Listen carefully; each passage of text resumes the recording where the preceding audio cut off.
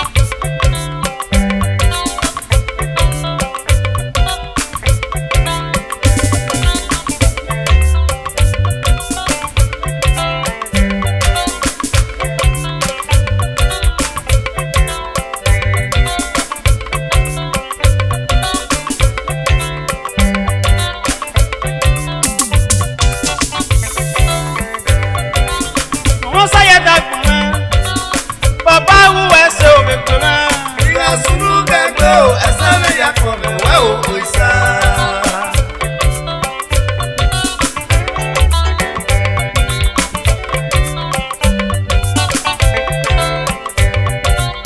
mo sa ye ta gbon o sa me wu we se o be to ma sunu gege o ese me ya ko me we o oisa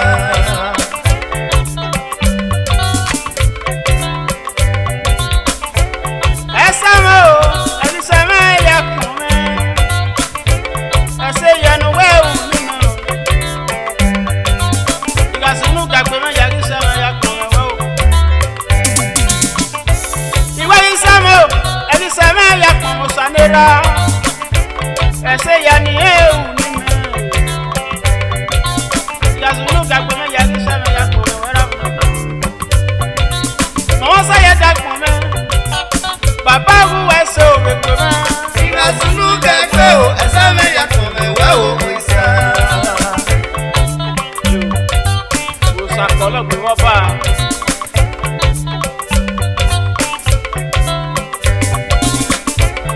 weso o sa ma le no ge ma pon onu ya mu ya me ke pa mo re ga do ese ya nu we wu ni me wo sa ma wo no isa o ya te fi ma gbon me eni ese ne baba ma sati wo ese ni je ma sati nu we ri men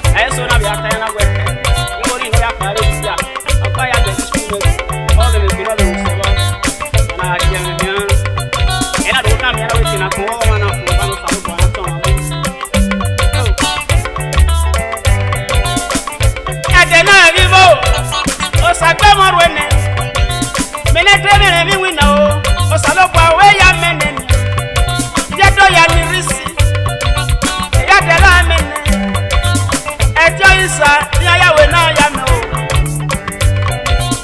ejo salogwa no ya ya we na ya me anya we se no wa wa ni wa kere pade baba ya ko me no isa o ya do me ya ge ni lo wa pade baba ya ko me no salogwa ya do me ya ge ni risi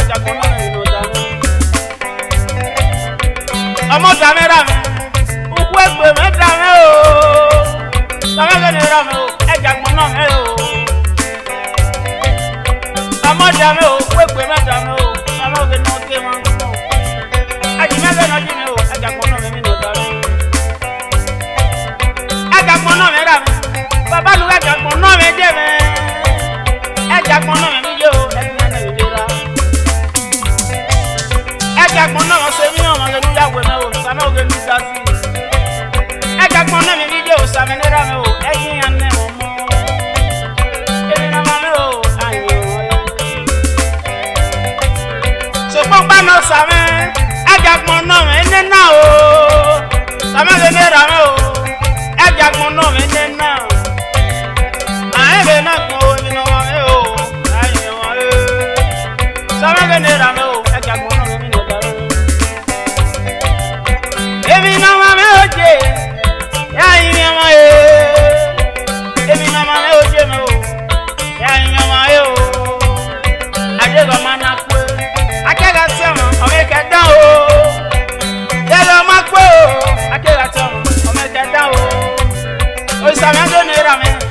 Ega kono me mi no da me. O sama nu da fi o. Ega kono me no da me o. Aji me ge no di me. Da me o ra me.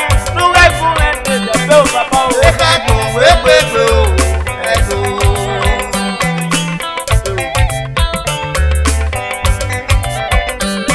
Papa o, ni nya ine do. Sama o no ke ma ko.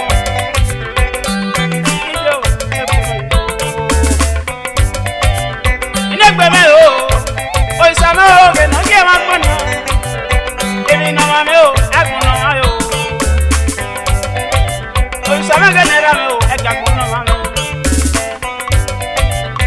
o ponu ya we me o sa me nu da si e ga gbon no me amonu ya we me o sa me ne ra me e ga gbon no me da wo wo sa me ne ra me o emi na ma me o je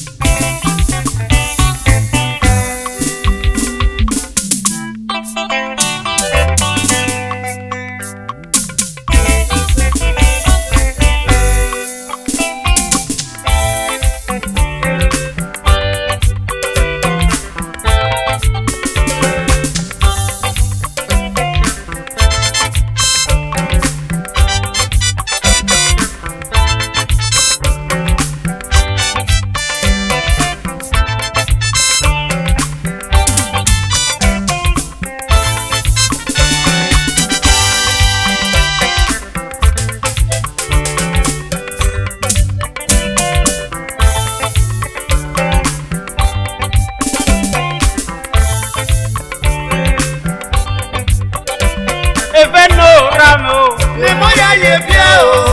Obenu ya pa o. A o mami ove o. Efe no papa. Le moya ye bia o. Papa o. Obenu ya pa o. Yeke mami egwa o.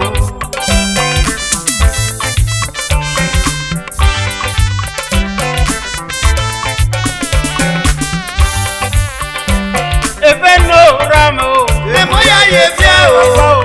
Obenu ya pa o. A o mami ove o. Efe no papa o. Le moya ye bia o. Obenu ya pa o. Yeke mami egwa o.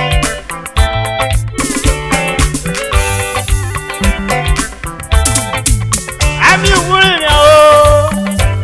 Late ìyànlẹ̀ bàbá. Ami wuri o. Emo wa te ìyànlẹ̀ bàbá o. Èrè mi na kùn jẹ́. Ọ̀dọ́ mi o, ami wuri o. Ìpinnu yẹn jẹ́ ìlú. Ìrọ̀pẹ́ ni mo ṣe nìyẹn. Ọ̀dọ́ mi gbé o. Àwọn ìjàwù ẹ̀dọ́ láti jẹ mẹ́gbẹ́. Ṣùgbọ́n Ariagun náà yóò wá o. Àwọn ẹ̀wù láti jẹ mẹ́gbẹ́ nìyẹn. Ṣùgbọ́n Ariagun náà yóò wá. Ògì wá gbà wá o. Ògì wúrò ọlẹ́rìí ẹsẹ̀ o. Ọ̀dọ́ mi gbé o. Ìpinnu yẹn yẹ ìyẹn o. Pẹ̀lú mọ̀ọ́sẹ̀ o. Efe no ramo. Le moya ye bia o. Obenu ya pa o. A o mami ove o. Efe no papa. Le moya ye bia o. Obenu ya pa o. Yeke mami egwa o. Ọ̀nà ìwọ̀n ni mo tó yà jẹ́ èrè. Inú wẹ́rà mi rẹ̀. Late Mr. Peter Arune, A.KA Ọ̀sàgìlì 1 ọ̀kúkú ìwò. Ní ọjọ́ ìgbèjì ìfúnni 2009. Bàbá ọkìyàn rí abẹ́ rà mi. Mr. Peter mi kì í ní rà mi o. Ọ̀sàgìlì mi ò kì í ní rà mi. Èmọ̀nù kẹ́rẹ́ yẹ fi gbé o. Peter mi ò kì í ní rà mi. Èmọ̀ yanu bí o fi ẹwẹ́ nu rere. Ìbánu jẹ kẹ́ òpópó yìí. Mrs. Doris Oke Gwale. Ọwọ́ kíyàn rí abẹ́. Peter mi ní rà mi ò Doris wẹ́ nu rere. Ìhùgẹ́ náà dé o. Peter mi ò kì í ní rà mi. Àwọn ní o. Èmọ̀ yanu bí o fi ẹwọ́ kíyàn rí abẹ́ o. Iye mi rẹ̀ òpópó yìí. Mrs. Doris Oke Gwale níye. Ọ̀nà wo ni bàbá rẹ̀ rere? Ìdáná rẹ̀ Mr. Peter Arune. Ìbáná wẹ̀ jẹ́ òwúyẹ̀lẹ̀ ló kó kéfà. Ìdáná rẹ̀ Mr. Sunday Ìlọ́pẹ́ ọmọ náà Arune. PRO Edo Community Nọ̀rọ̀ Idris. Ọ̀rọ̀ àpò ẹ̀gbẹ́. Bàbá Sunday náà wẹ̀ náírà mi o. Yorùbá kì í mẹ́fẹ́ o. Bàbá ìlọ́wà o. Mr. Sunday wẹ̀ náírà mi o. Bàbá nu yóò bọ̀ yà kà mẹ́fẹ́. Ẹyẹ mi náà gbọ̀n yóò. Ariagun náà yóò wá. Ìwádọ̀ mi jẹ́ bẹ́ẹ̀ òye inú kúrò bí i à. Inú yẹ́rọ mi rẹ̀ Mr. Jockey àwọn DJ ẹ̀wà àpapọ̀. Mr. Lucky bàbá ọ̀làánú yóò bọ̀ ìyàwó ẹ̀kọ́ o. Bàbá rí owó o, Ariagun náà yóò wá o. Efe no ramo. Le moya ye bia o. Obenu ya pa o. A o mami ove o. Efe no papa o. Le moya ye bia o. Obenu ya pa o. Yeke mami egwa o. Ọkì òkè náà dé. Peter mi ní ramo o. Mọ̀wé mi lòdì láti o. Ìbáná mi dé òpópó dé. Miss Pa àwọn ènìyàn. Pàtì ní mọ̀sẹ̀ yóò bá ìyá kí a mẹ́fẹ́. Ariagun náà yóò wá o. Ilé mi náà gbọ́n dé o. Ìbáná mi dé Miss Ọjọ́ àwọn ènìyàn. Tẹ́sí ọmọ ní Master ọmọ kan àwọn ènìyàn. Èmọ̀ wà yóò bá ìyàwó ẹ̀kọ́ o. Ọ̀yọ́ bá ìyàwó ẹ̀kọ́ wa o. Ilé mi náà gbọ́n dé o. Ìrọ̀ ẹ̀gẹ́ Mr. Mr. Sunday, Enobia Mano, Aune, Nore, Equid, on our way, Levanaje, or when you read. Mr. Alaruwa, A.KA, now just baby, born in 2014. Mr. Alaruwa, Emonusia, Mr. Alaruwa,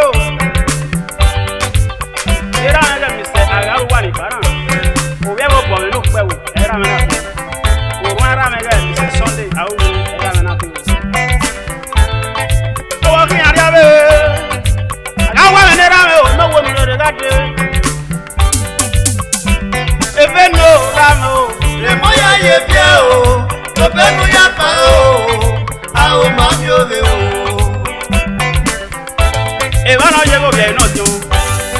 Mr. Monday, you never born in the day. I was in Ariave. I want to know what when we got you. I was here again at Mr. Galuwa. A Monday no well working Ariave. Ivano Vegeta, Okoko, you know that Mrs. Anna. Okoko, no, Mrs. Anna, you have a new. Ivano Vegeta, Mr. Roland, you are. Baba Roland, Baba La, who are you get up? I don't want to go out there, not want to. Okay, not there, Mr. Garuwa, let's doctor. I got to go. You're right. Roland, you know well when we got it. Baba, I don't look and I look at it. I got the wow, I am so what I'm. Ivano Vegeta, Okoko, Mrs. Lovina, Arune, A.KA, one of Artist Street. Okoko, Mrs. Lovina, we see me where do. Your body, Mrs. Lovina, okay, Baba Sunday, I give in a walking. Oh, it's never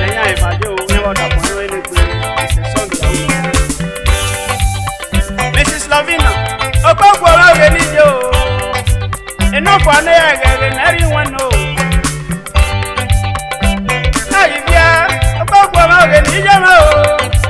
Lovina,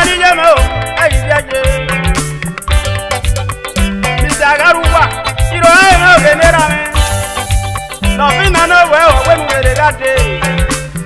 If I know the Okoko, this is Tessie, a twin. You go with Papa. If I know the Stevie, you are Stevie. I like both the Alawi. The boy I can never tell me not more. Okay, I'm gonna tell you, I can't have it. Just talk out one of the Neramo. The more you know, I will regard it. You want to bend that car? If I know the more I give you, okay, I have Mr. Sunday, Arune, the Nopio Manu. You win on them at the day, if I marry to wine. That is a doctor, Agaruwa. About walking around the boy after we get. Obeno Ramo, the boy I gave you, Obenu Yapao, Ao Mafio. Ebeno, Papa, the boy I gave you, Obenu Yapao, Yeke Mami Wao. Come on, no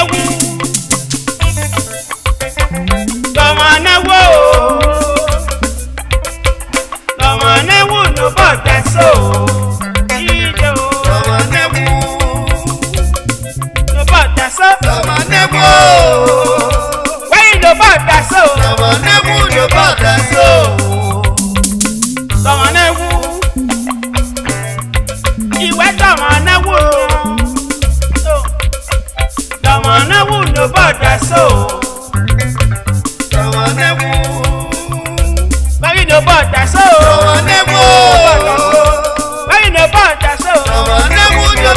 So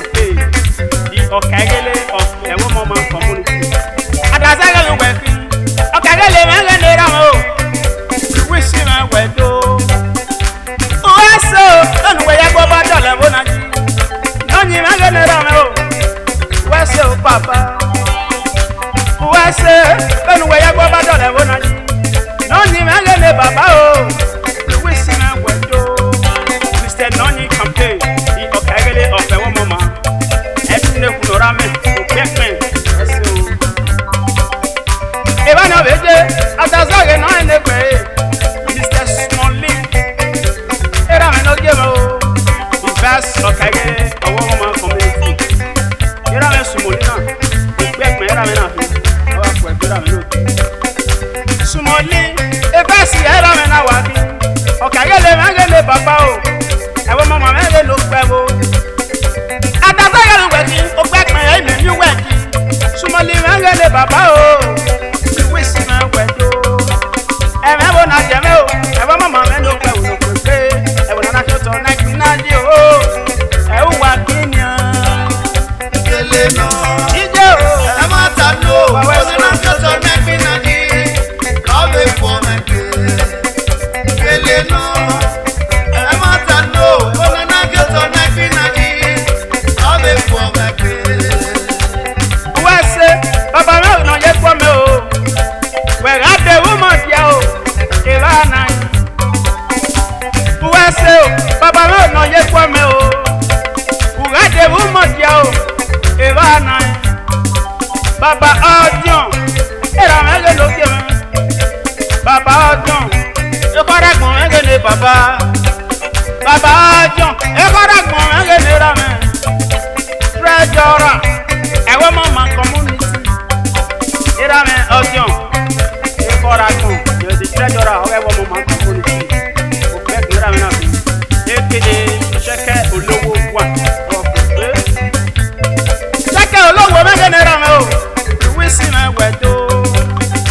Idanu e no mo dan edion ya yo wa o. Ewo mama me no pe o no mo se o. Me danu wa ya. Idanu wa. Ewo mama me ni ge ti wa je. Luwis no mo we na wa ya do. Wa ya wa wese. E wa na we je ra me no bi. Mr. Oyi. General Secretary ewo mama community of Nigeria no bi. Egba mi ame o. Egba ga te no ga di irun. Baba uji me ge le ra me o. Luwis me wedo. Egba mi ame. Egba ga te no ga di irun. Baba uji me ge le papa o. Luwis me wedo. As the General Secretary ewo mama community of Nigeria no bi. Iba na we je ra me ni mose. Baba ni kana. Mr. Osare Society. Secretary ewo mama community of Nigeria no bi. Sati me ge le ra me. Uwase o sati me ge le papa. Kanu we yak me be na mo na. Ewo mama me lo pe o no mo se. Uwase o sati me ge le ra me. Kanu we yak me be na mo na. Oga ku we pe. Ena le wa we fun me je adase no ene pe. You know that Mr. Osadolo, the CSO, chairman ewo mama community. Adase no ene pe. Oga ku we pe. Osadolo no mo. Wisi me wedo. Osadolo ni mo se. Wisi me wedo. Adase ga lu we fi o. Wese we pe o. Osadolo ni kana. Adase no ene pe. Eh no. Oga ku we pe. Oga ku we pe. The CSO ewo mama community of Nigeria. Wase o. Era me o ke no tie me o. Prince Etionsa. Oga ku we pe. Prince Etionsa o. Afe bo me o ke le ra me o. That's the prince of ewo mama community of Nigeria me lo. O pe pin era me na wa ke o. Prince me ge na dase. Oye no bi oga ewo mama community era me na pe. O wa ku Nigeria me lo. Wese we pe me ra me. E me wo na je me o. Ewo mama me no pe o ni mo se. Ewo na to to na kinadi. E u wa kinya. Kele no. Amata no. Ona choto na kinadi. Love for me. Kele no. Amata no. Ona choto na kinadi. Love for me. Ile pon me na atazore no ene pe. Ile pon me na atazore no ene pe.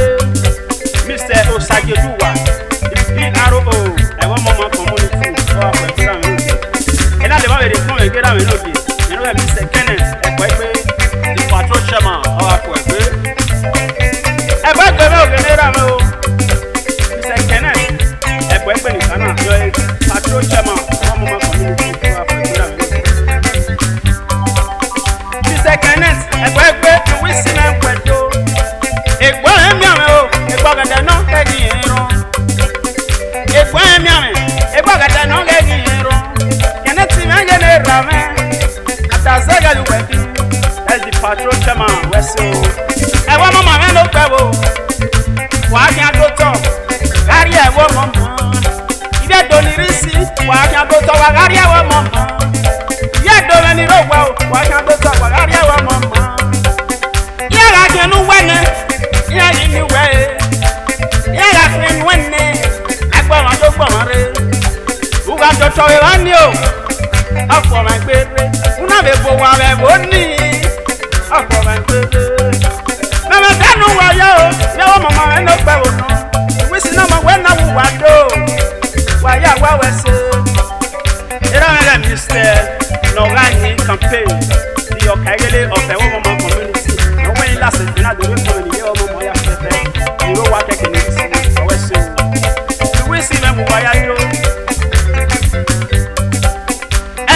jame o ewo mama me no pe wo no pe ewo na do so na ki e wa kinya Ele no e ma ta no ewo na do so na ki na ki all the for me Ele no ije o e ma ta no ewo na do so na ki na ki all the for me mama me nya we me ti a ire wo mama ya pepe ne e na we la se na we we ko me ije me ni Dora, A.KA, or second one of Almbum. You give me no. Who I say, Opa, I'm getting you know. Mrs. Dora, I know Coco Nijo. We see my window. Mrs. Dora, we see my window. Opa, I'm getting you know. You give me Mrs. Dora, the Ghana. Or I get on your side, I'm going to go. I'm going to go. Let's say, they want to form a get out of it. You know, get Mr. Austin, you know, A.KA, or your back here, one of Australia. Let's say that. As I say, as if you know, I'm going to get around. You wish no more when I will go down. Let's say it. And I will not jam out. I want my man look well. I will not do so. Ele no e ma ta no I was not do so na ki na ki all the for me Ele no e ma ta no I was not do so na ki na ki all the for me Idan we o adaza we no en de pe you say ever see you get am o omo to see we see me kwendo A.KA Ogba one of Roma. That's my advisor or for pe ebe bolo sana mi toto eba no beje adaza we no en de pe Mr. Austin era me lo que me o era Mr. Austin former A.KA Austin Mabo one of UK or for pe era me lo que adaze ko be wo bo me no pe o era me na wa fi Austin Mabo me ge ne ra mo we see me kwendo ese nu me ra me baba nu ra fi bo wu je ijo bo nu we wa ye mi e fi bo wu je benu we yari wi na me o baba e fi bo wu je we se be pe me o Austin Mabo me ge ne ra me e me wo na je me e wo mama me no pe wo no fe pe e wo na so na yo e wu wa fi o Ele no e ma ta no I was not do so na ki na ki all the for me Ele no e ma ta no I was not do so na ki na ki all the for me we se o baba me o no ye gbo me o Mr. Osanya mo we si me gbedo era me Osanya mo o je A.KA awoko one o we bo ni gele je era me na fi o era me na yo nya sing na ni na te o je act o we we fi abo wa o nu we mi ne bo je act o fi jo o ti era me awoko o ra ma na ni e ni wa na bo we mana we le mana de come again era me ni mo se you know era me Mr. Akona o sibo era me Akona ni kana no le popular one ke ataze no ile gbe yo nya Africa global concept we say o ataze we no en de pe o Mr. Akona me ge de ra mi we si me kweto era me Akona o sibo ra ona le ga ulaga oge ikoni Benin Club of Benin. Waya wawese. Adazaga luwaki. Godi me mege ni mosi. Waya wese o. Awara mange loge. Waya wese o. Awara mange loge. Osanyamo. Owena wu waya do. Godi me mege loge. Wawese o. Era mege. Mr. Apona Isibo. Yonya sing nani nate African global concept. E pizza era mena me. Era mena nya pizza. Why say it? Era na wo kona wi le ma le fun e je ko ni ya fe fe ro wa ke ni. O wa ya wa we so.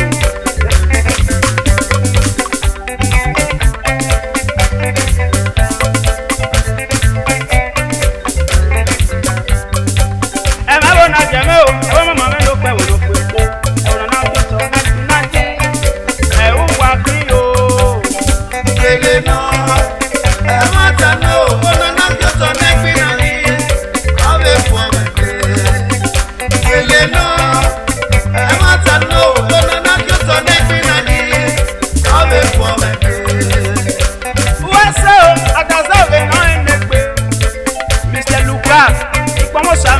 Papa,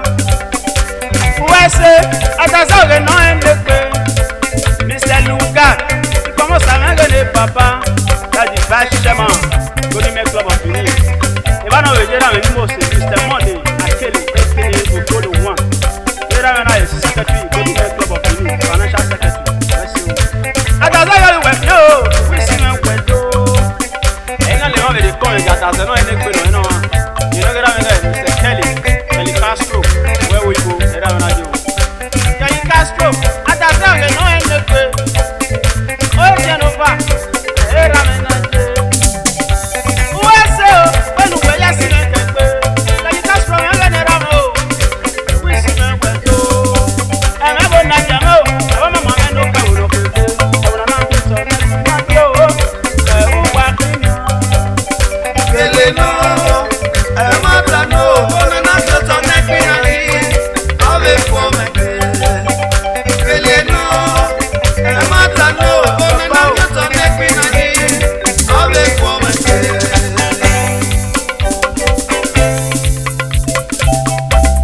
Yari yari.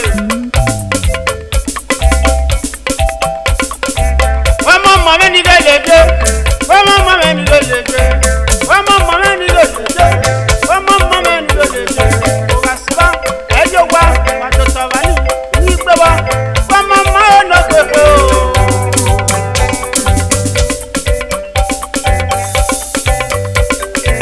Wọ́n mọ̀ mọ̀ ẹ̀ lọ gbogbo. Ọ̀yá wẹ̀sẹ̀ ẹ̀wọ́n mọ̀ mọ̀ ló pẹ́ wò. Òun náà tó tọ̀nà pé péré.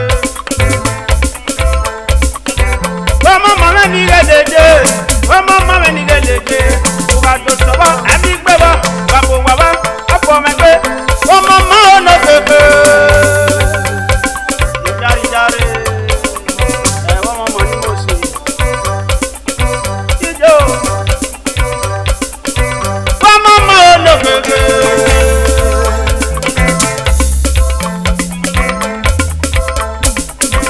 Wọ́n mọ̀ mọ̀ mẹ́ ní gẹ́lẹ́dẹ́. Wọ́n mọ̀ mọ̀ mẹ́ ní gẹ́lẹ́dẹ́. Wọ́n mọ̀ mọ̀ mẹ́ ní gẹ́lẹ́dẹ́. Wọ́n mọ̀ mọ̀ mẹ́ ní gẹ́lẹ́dẹ́. Gbàdọ̀ sọ̀rọ̀ àpò ẹ̀wọ̀n gbé. Gbàgbó wà wá ẹ̀mí gbé wá.